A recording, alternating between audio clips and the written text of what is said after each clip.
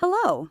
This is a certified cybersecurity awareness training program that meets the requirements of Texas Government Code. While completing this training does meet the content requirements, it is important to note that anyone who uses this presentation for their training will still need to report completion of this program to his or her organization. A representative from your organization will then submit a consolidated annual compliance report, also called a security training verification. Please do not submit a security training verification for your individual training. The video streaming service you are using to watch this training will not provide any report on the status of completion. You will not receive a certificate of completion at the end of this training. If you have questions about how to report your training completion, please contact the appropriate person within your own organization. If you have access to organizational information, systems, or facilities, you have a critical role in defending the organization against cyber attacks. A lapse in awareness can lead to vulnerabilities within our network or information being accessed by unauthorized people. Cultivating a mindset of security is vital in protecting the organization and preserving the confidence of customers and partners. This security awareness training is a cornerstone in building a robust security culture, empowering everyone to safeguard critical information and systems. Even with strong technology and security measures in place, employees play a crucial role in keeping the organization safe. In fact, over 90% of cyber attacks begin with a phishing email to an unsuspecting user.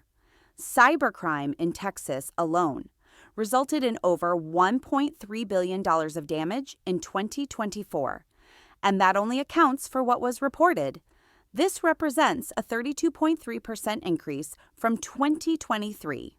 You have the ability to spot and avoid potential threats. The aim of this training is to equip you with the knowledge to recognize and steer clear of actions that could compromise security. For example, downloading files from unknown sources or unsecure websites can be dangerous because it may introduce harmful software into the network. This harmful software, often called malware, can steal sensitive information, damage your computer, or even allow attackers to control your system remotely. First, let's discuss what is information security.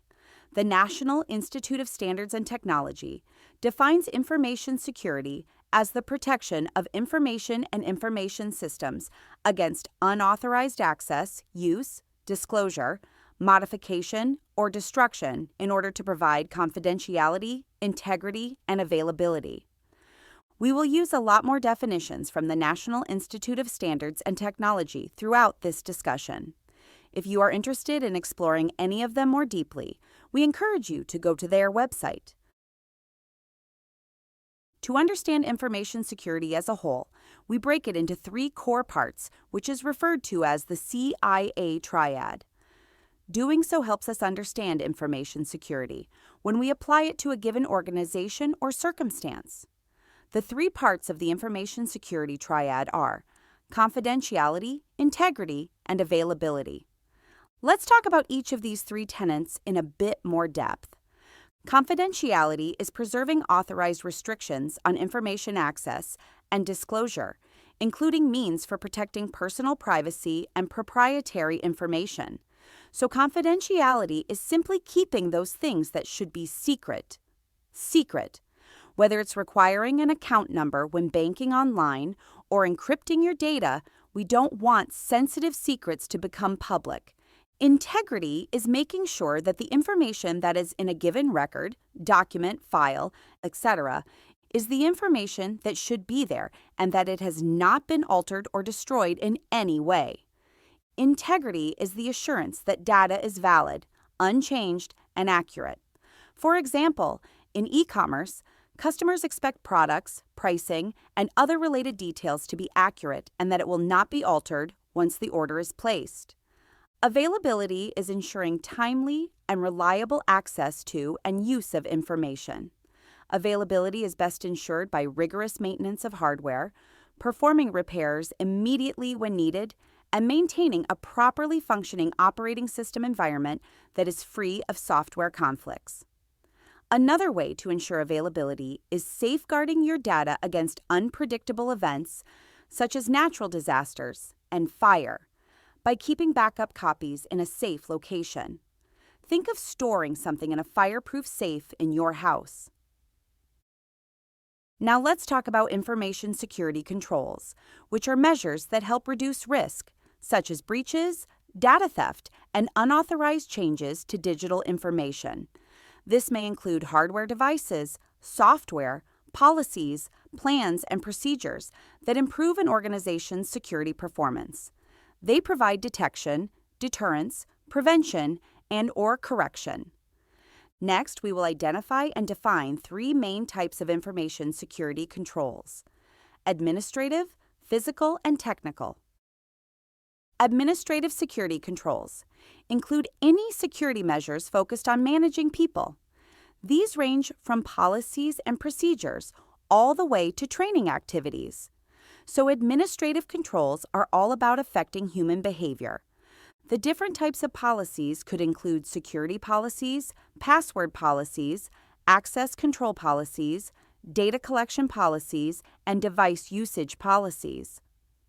Learning about the risks present in the environment helps to keep people aware of the ways that an attacker can access a system, for example, impersonation, malicious emails, etc. With these controls in place, employees know what they can do to keep systems, assets, and data secure.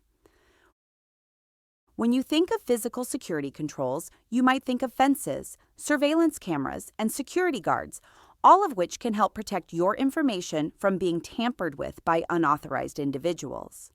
But there are other security controls that help to keep your organization safe, such as alarm systems, access control systems, proper lighting, and document and equipment disposal. These all help your organization defend its information. Much like how fences and security guards protect the physical environment, technical controls protect the digital environment. When we say technical controls, what do we exactly mean? At their most basic level, technical controls use technology to reduce vulnerabilities in hardware and software. Some examples of these network mechanisms include file and disk encryption, antivirus and malware scanning, multi-factor authentication, and firewalls, which reject unauthorized access to the network, or the use of a virtual private network, which allows you to connect to the organization's network safely when you're out of the office. These technical and physical controls work together with the administrative policy and guidelines to help ensure the confidentiality, integrity, and availability of your organization's information. As computers get more powerful, unfortunately, so do the abilities of hackers to break into accounts protected only by passwords. Multi-factor authentication, or MFA, is a way to verify who you are by using 2 or more authentication factors when logging in, which is much more secure than just using a username and password. There are 3 types of authentication factors. Something you know. This is information only you should know, like your password or a personal identification number, PIN. Something you have. This is something you carry with you, such as your phone, a security card, or a key fob. For example, you might receive a code on your phone that you need to enter after typing your password. Something you are. This means using a unique physical aspect of your body, such as your fingerprint, face, or voice. You may already be using this kind of technology to unlock your smartphone. MFA also gives you a warning if your password might be compromised. For instance, if you get a verification request when you are not trying to log in, do not approve it. Instead, tell your organization's security or IT department right away. Generative Artificial Intelligence, or Gen AI, is a cutting-edge technology designed to create diverse content such as text, images, and videos from both user inputs and a wide variety of data collected from a range of sources, including but not limited to the internet, articles, and books. Popular Gen AI systems include OpenAI's ChatGPT, Google's Gemini, and Adobe Firefly. It is important to review any organizational policies in place on Gen AI usage because your organization may have policies that restrict its use. Should you have questions about employing Gen AI, contact your organization's legal counsel or privacy officer for guidance. If the use of Gen AI is allowed, it's important to be cautious. There are many recorded instances of Gen AI producing inaccurate information or biased content, referred to as hallucinations. Make sure to verify that any Gen AI generated content is accurate using a reliable source before adding it to your work, and indicate when work products include Gen AI produced content. Additionally, Gen AI systems learn from the information that you give them. If you provide sensitive or confidential information, this creates the potential for a compromise in confidentiality and intellectual property. For example, a Gen AI system might in the future use data that you input to create a response to another user, therefore breaching confidentiality. To safeguard against this, only use public information as input for Gen AI systems, unless your organization approves otherwise. Your organization should also have some type of process for classifying and safeguarding its data. Data classifications are typically related to the potential damage that would occur within your organization if the data were released to or stolen by an unauthorized party. There are multiple classification systems, usually related to the type of data that is being stored by your organization. Some organizations develop their own classification system and require compliance to use their systems. Information classification systems usually have instructions on how to safeguard the information based on its sensitivity. The more important or secret the information, the more difficult it is to access. Classification and controls may sound scary, but they are simply procedures for people to follow when accessing the data and how the data is stored. For example, HIPAA, the Health Insurance Portability and Accountability Act, has controls associated with your medical records. When you first visit a doctor, they always have you sign a HIPAA form saying who in your family can access your medical records. The doctor's office does this because HIPAA includes information classification controls that apply to your medical records. Your organization might also have personally identifiable information, intellectual property, or trade secrets that need to be classified appropriately. Make sure you are familiar with your organization's classification system so you know what types of information you have access to. Users may be responsible for safeguarding information in a variety of forms. These forms generally include electronic, physical, and oral. Information can exist in a wide variety of places. It could be saved in the cloud. Do you use Microsoft SharePoint or Google Drive? Perhaps you save everything to your computer instead. If so, this means you need to protect your device by making sure you always lock or log out of your computer when not in use. Do you use USB drives? Make sure that they are encrypted. Do you send information via email? If so, you may want to think about using encryption. So information can really take on different forms and exist in different places. Just be sure that you are handling that information appropriately, in accordance with your organization's policies. Physical information is anything that you can touch. For example, printed documents, ID cards, and even the mail in your office. Physical information assets should be stored and locked according to your organization's policies and the classification of the data itself. When disposing of physical information, refer to your organization's retention policies. It or an accompanying policy should outline procedures such as file shredding, breaking, and drilling into hardware that stores sensitive information and placing items in designated bins for proper disposal. Oral information is anything that someone says to another, like when someone tells you their name, or when you have a private conversation with a colleague. Oral information is still valuable and needs to be protected. Confidential or sensitive conversations should take place in a secure area where unauthorized individuals cannot eavesdrop. One simple way to help prevent eavesdropping is using a headset for phone conversations or computer-based meetings. In-person meetings that have confidential or sensitive information should be conducted behind closed doors and not in a public space. Now let's discuss what steps we can take to safeguard information. Where does the information exist and what form does it take? What can you do to make sure it is secure? Having strong, unique passwords is the first step. One way to ensure that all your passwords stay safe is a password manager. This will help to keep all passwords confidential and unique. Adding two-factor or multi-factor authentication is another way to safeguard your information.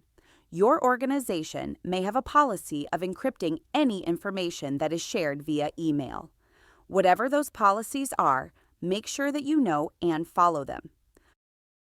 No matter what kind of information you deal with, there may be a time when parts either cannot be shared and need to be withheld, or the information is no longer needed.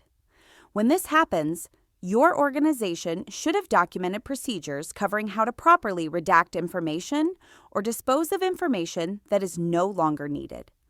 While these actions may seem similar, there are some key differences. Information sanitization can occur for several reasons. For example, when an organization receives a public information request. Some organizations are legally bound to share specific information while other information cannot be shared. When this happens, the information needs to be sanitized before it can be shared. For physical information, this may take the form of blacking out text with a marker so it cannot be read. For electronic information, the information may be overwritten using redaction software. Additionally, organizations may sanitize a piece of hardware if it is still usable, but is going to be sold, reused, or surplus. For example, if your organization is upgrading their computers, but the old ones still work, the organization may choose to donate the equipment to another organization. In this case, your organization's IT staff will erase all the data on the old computers so that the next recipient cannot access any previous data. Information destruction is exactly what it sounds like. The information is destroyed in a way that it can no longer be recovered. For example, paper documents may be shredded, or hard drives may have holes drilled through them, rendering them useless. When working remotely, there are several things you can do to make sure that you preserve the confidentiality, availability, and integrity of your organization's information. Using multi-factor authentication, if it's available, when logging into your computer and accessing data is a great way to help protect yourself and your organization. If you need to walk away from your computer, whether at home, at a coffee shop, or even at the office, make sure to lock your screen so that nobody can access the information on your device. This is easily done by pressing the Windows key plus L or Control plus Command plus Q on a Mac computer. Make sure to always be aware of your surroundings, especially when in public. Shoulder surfing, the act of someone looking over your shoulder to gain access to your passwords or other information, is prevalent in these public places. Then there's your home network. It's best practice to change the default password on your router. Also, did you know that you can create different network access accounts?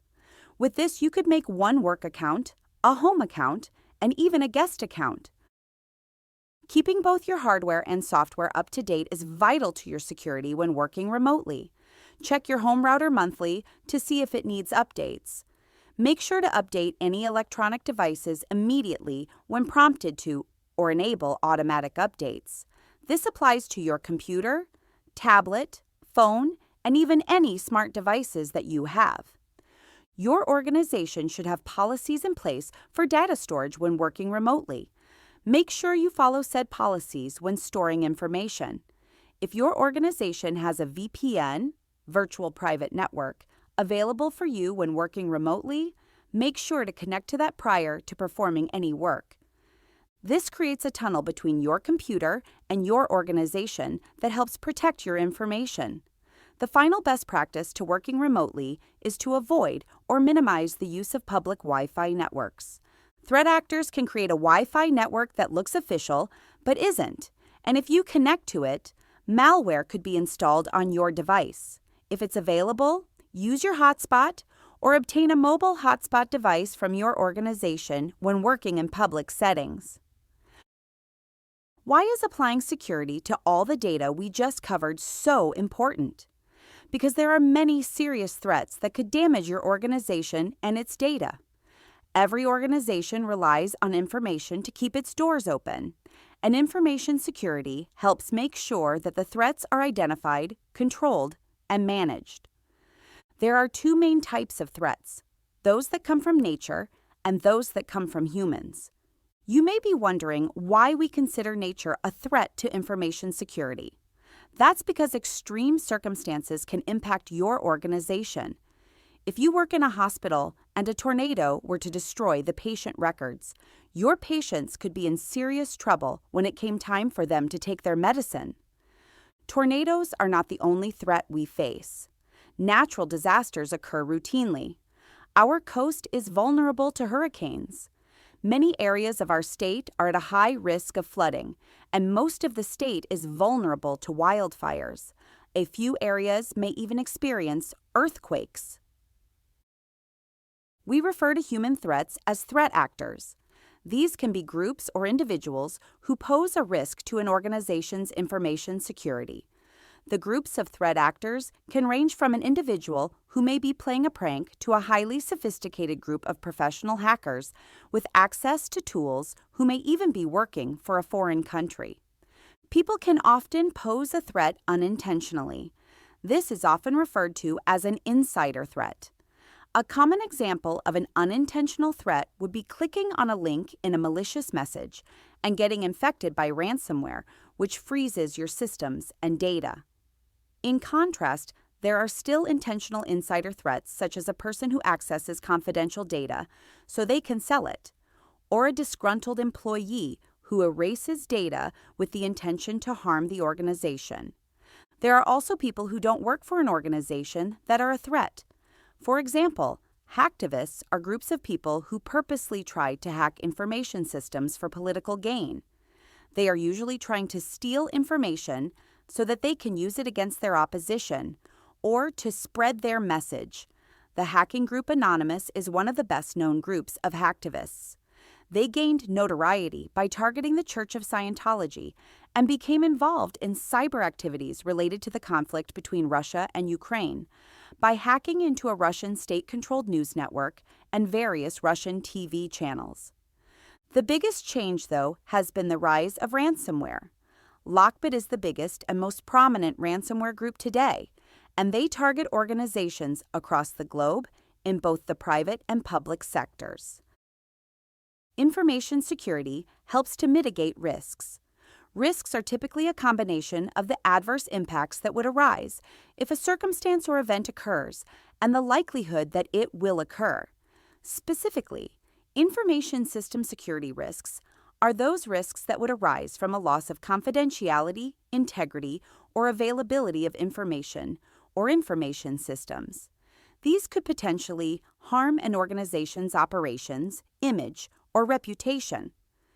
Risks are usually classified as low, medium, or high. After the risk is identified, the organization then tries to reduce that risk to a level that is acceptable. There are four main ways in which risk can be addressed. The first is risk elimination, which is simply getting rid of the risk entirely. For example, if you live along the coast, you have a risk of hurricanes. You can eliminate that risk by moving to the Panhandle. You could also attempt to do the second method, mitigating the risk. In this example, if you know you have a hurricane risk but cannot move your office to a part of the state where there are no hurricanes, you can instead make sure your office is built in an area where it won't be impacted by storm surge and that it is built strong enough to withstand the winds of a hurricane. If you know your area is prone to hurricane risks, you may also buy insurance, which is the third way to address risks, known as risk transfer. You will transfer the risk to a third party. The last method of handling risk is acceptance. Not every risk can be eliminated, mitigated, or transferred, and sometimes the most logical route is simply to accept the risk and make plans in the event the risk happens. Now that we've discussed threats, threat actors, and risks, let's discuss a few different ways that bad actors could possibly harm an organization. Attacks are an attempt to gain unauthorized access to system services, resources, or information, or an attempt to compromise a system's confidentiality, integrity, or availability. One of the most popular forms of attacks is social engineering. In social engineering, bad actors will manipulate somebody into giving them access to data simply by pretending to be somebody who should already have access. For example, a threat actor might call you pretending to be from your IT department, asking for your password to fix an issue with your account. They often rely on creating a sense of urgency and trust. These types of attacks have been in play for over 30 years and are not going away anytime soon. Some of the most popular social engineering attacks include phishing and masquerading. Phishing is a type of threat that uses an everyday tool, email. A threat actor may send emails to your organization, representing a trusted entity, such as a vendor or a colleague. For instance, you might receive an email that looks like it's from your bank, asking you to verify your account information by clicking a link. This email will typically request the recipient to either provide information, open attachments that may contain malware, or click on an embedded link to an infected website. To protect yourself, slow down and take your time before clicking links or following instructions in emails. Hover over links to check that they are official and do not click on attachments if you aren't sure of what they are. If in doubt, contact the sender another way to confirm that the email is valid. Phishing has many common counterparts. Smishing, or SMS phishing, is the use of text messages to try and get you to either click on a link or provide confidential information.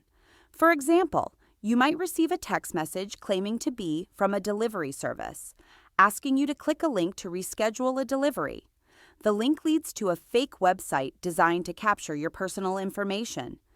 Phishing uses your phone, calling you and pretending to represent a trusted entity in the hopes you will divulge confidential information.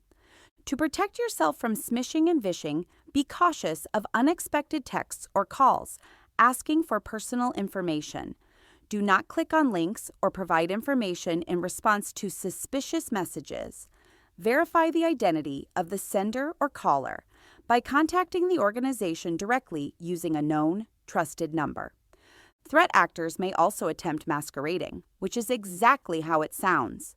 The threat actor will arrive at your organization pretending to be a coworker, a trusted vendor, or maybe even a delivery driver. They may even bring donuts or breakfast tacos and ask you to let them into the break room. That person then has the ability to access restricted areas and cause harm to information or information systems. Always verify the identity of visitors and ensure they have the appropriate clearance. Do not let unknown individuals into restricted areas and report suspicious behavior to your security team immediately. Spear phishing is a special form of phishing that targets a specific person. This is usually achieved by getting details on the victim or the victim's organization through social media channels such as Facebook and LinkedIn. Attackers attempt to appear trustworthy by having a business email signature that appears to be legitimate, and the email may contain information gained on social media about the intended target. These attacks can be extremely hard to detect, but there is always a clue that gives it away. Again, with your mouse, hover over the email addresses and links in emails to ensure that replies and links go to where they say they should. If you are asked to give gift cards, access payroll or records, you should again slow down and contact that person directly. Trust your gut. If it doesn't seem like something someone would typically ask you to do, it probably isn't valid. Report any suspected phishing attempts to your organization's security or IT department. Quishing is a newer form of social engineering that involves using quick response codes or QR codes to send victims to fraudulent websites or prompt the download of malicious software. Malicious QR codes have even been found on parking meters, collecting parking fees and credit card information fraudulently. To protect yourself, avoid scanning QR codes in public places such as transit systems or street advertisements. In places like restaurants where QR codes are common, make sure the QR code hasn't been tampered with. Threat actors often cover legitimate QR codes with stickers of fake ones. Legitimate QR codes might have an organization's logo in the center or be printed in the organization's color. Today's smartphones display the URL a QR code contains before navigating to the website, allowing you to verify its legitimacy before going to the site. Additionally, since modern smartphones have built-in QR code scanners, avoid downloading third-party scanning applications that bypass these safeguards. Threat actors have been known to create QR scanners that deliver malicious software to your device. In the last few years, phishing has been a popular form of attack because an attacker can inject many different types of malware that can critically impact an organization. The most popular type of malware is ransomware, which I alluded to before. Ransomware is the act of taking your data hostage. How does it work? Let's say, for example, a user sees an email that appears legitimate and then clicks on a link or downloads an attachment. The attachment or link could potentially download ransomware onto your computer.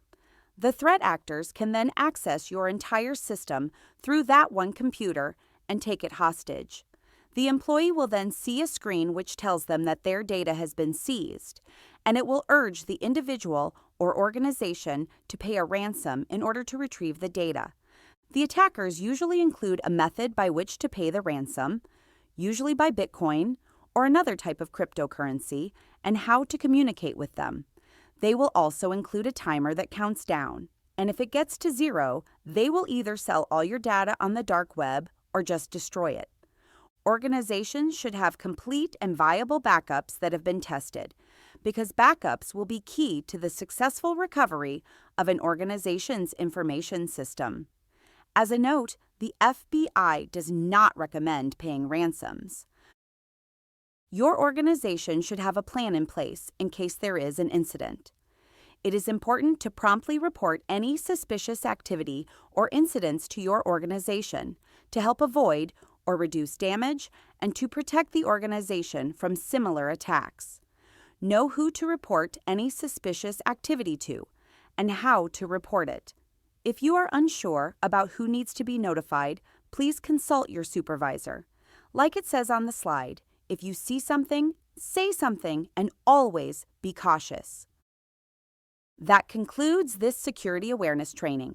To record your completion of this training, notify your organization that you have completed the training and provide the following information to your organization's point of contact: your name and identification number, the date and time you finished the video, and any additional information your organization may have requested. If you would like more information on cybersecurity training, please visit the statewide cybersecurity awareness training website. Have a great day, and remember, go slow, pay attention, and if you see something, say something.